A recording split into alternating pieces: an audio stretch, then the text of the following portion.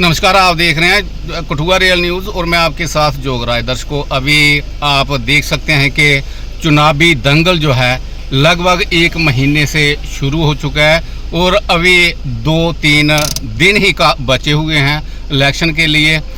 सभी पार्टियां जो है, राजनीतिक पार्टियां अपना अपना दम, अपना अपना जोर लगा रही हैं और केंद्र से भी अपने नुमाइंदे बुला रहे हैं चुनावी दंगल के लिए, अपने प्रत्याशियों के सपोर्ट के लिए। और इसी सिलसिले में हमारे साथ जसरोटा विधानसभा क्षेत्र से निर्दलीय उम्मीदवार अमरीश जसरोटिया जी जुड़ चुके हैं और इनसे हम सीधी बातचीत करेंगे कि क्या इनके मैनिफेस्टो रहेंगे, किन किन बातों को लेकर जो है ये चुनाव लड़ रहे हैं। अक्सर हम देखते हैं जे काफ़ी सुर्खियों में रहते हैं आए दिन।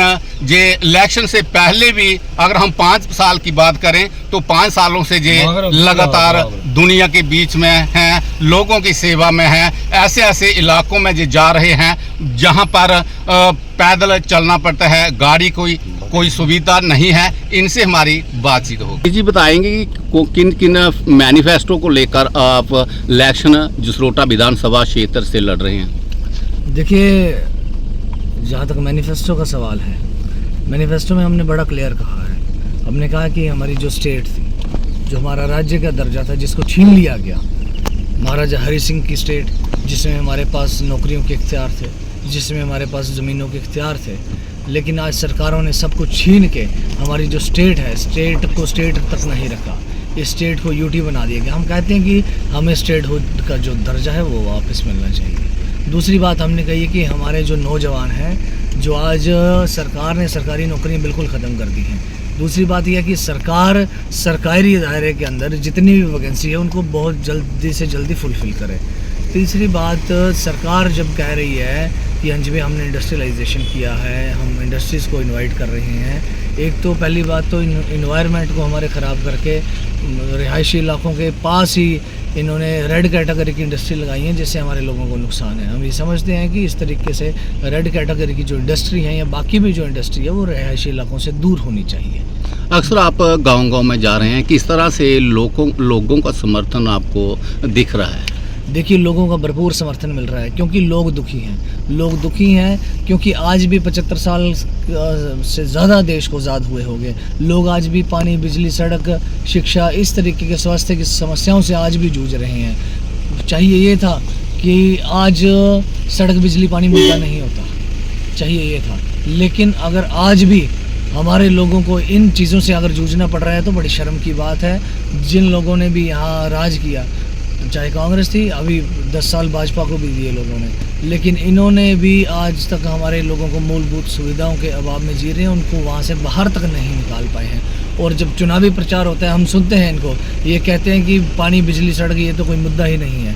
इनके लिए मुद्दा नहीं हो सकता है, हमारे लोगों के लिए मुद्दा है। मुद्दा उसके लिए है जिसके घर में बिजली का कट पे कट आता है और लो वोल्टेज मिलती है। जब किराए की बारी आती है तो डबल देना पड़ता है, ट्रिपल किराया देना पड़ता है।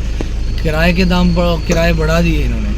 तो पानी के जो है, जो पानी का निज़ाम है वो हम देख रहे हैं, पानी की भी कोई पूर्ण व्यवस्था नहीं है। हमारे लोगों के पास साफ़ पीने को पानी तक नहीं है। डिंगा में गए थे हम, वहाँ तो गंदा पानी पीने को मजबूर हैं लोग। ऐसे ऐसे हालात हैं। हमारे लोग सड़कों से महरूम हैं, सड़क तक नहीं है। एक गांव में गया था जहाँ के मैक्सिमम जो मेजॉरिटी में जो लोग थे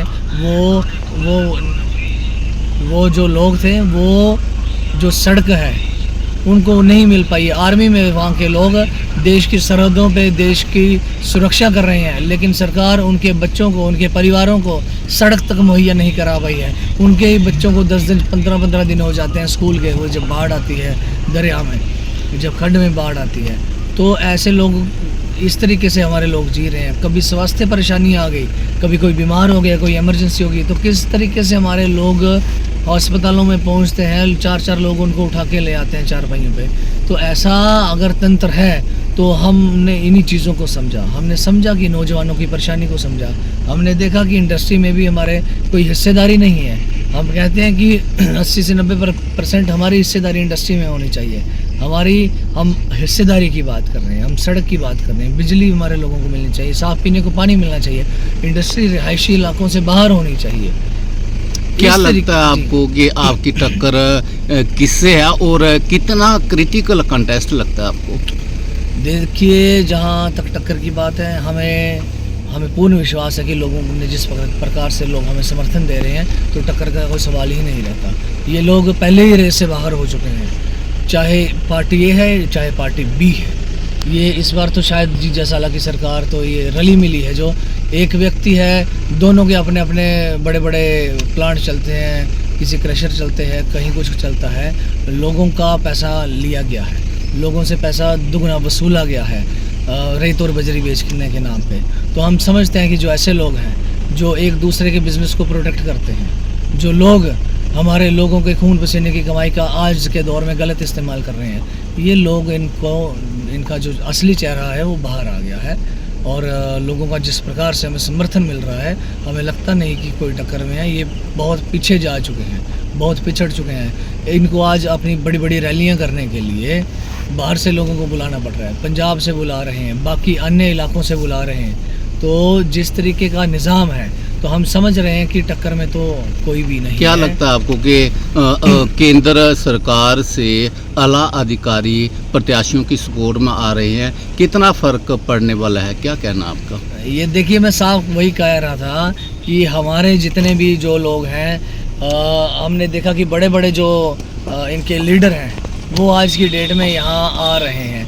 देखिए, जिन लोगों ने कभी बैंकेट हॉल के बाहर रैलियाँ नहीं की, उनको आज खेतों में टेंट लगा के, वो भी बरवाल मोड़ पे टेंट लगा के आज केंद्रीय मंत्रियों को बुलाना पड़ रहा है। तो इससे बड़ा इनके दिलों में खौफ या डर और कैसे समझा जा सकता है? हमें लगता है कि हमारे अपने लोगों ने, आम लोगों ने, गरीब लोगों ने, जो लोग इन परेशानियों से जूझ रहे हैं, उन लोगों ने तय कर लिया है। और यही खौफ है कि बड़े बड़े मंत्रियों को, बड़े बड़े केंद्रीय मंत्रियों को यहाँ आना पड़ रहा है, और इसी का ये दिखता है। और हमें लगता है कि जनता की यही ताकत है, लोगों की यही ताकत है कि आज खेतों में केंद्रीय मंत्रियों को लाने पे मजबूर कर दिया।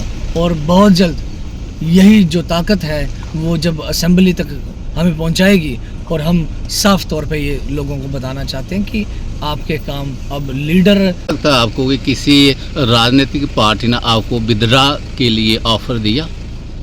देखिए, जहाँ तक राजनीतिक पार्टी का, हमने पहले भी कहा था कि बड़े ही डायरेक्ट इनडायरेक्ट तरीके से लोग आए, और उनकी शायद यही सोच थी कि देखिए, हम साफ तौर पे कहते हैं कि किसी की औकात नहीं है कि जो हमारे ज़मीर को खरीद सके, किसी की औकात नहीं है जो हमें हमारे जो लक्ष्य है उससे हमें पीछे कर सके।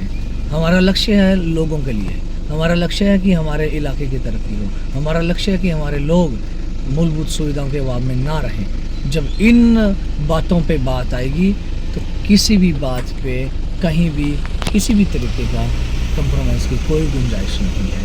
और हम साफ चेताना चाहते हैं, इन्होंने पहले बड़ा प्रोपेगेंडा फैलाया इलेक्शन से, जब नॉमिनेशन से पहले, कि हम ऐसा करेंगे, हम वैसा कर लेंगे, ये इनके साथ बातचीत चल रही है। लेकिन डायरेक्ट इनडायरेक्ट तरीके से लोगों ने अप्रोच किया, लेकिन हमने साफ कहा कि हम लोगों के लिए लड़ रहे हैं, लोगों का सहयोग है, लोगों का प्यार है, और किसी के अंदर इतनी औकात नहीं है जो हमारे ज़मीर को खरीद सके।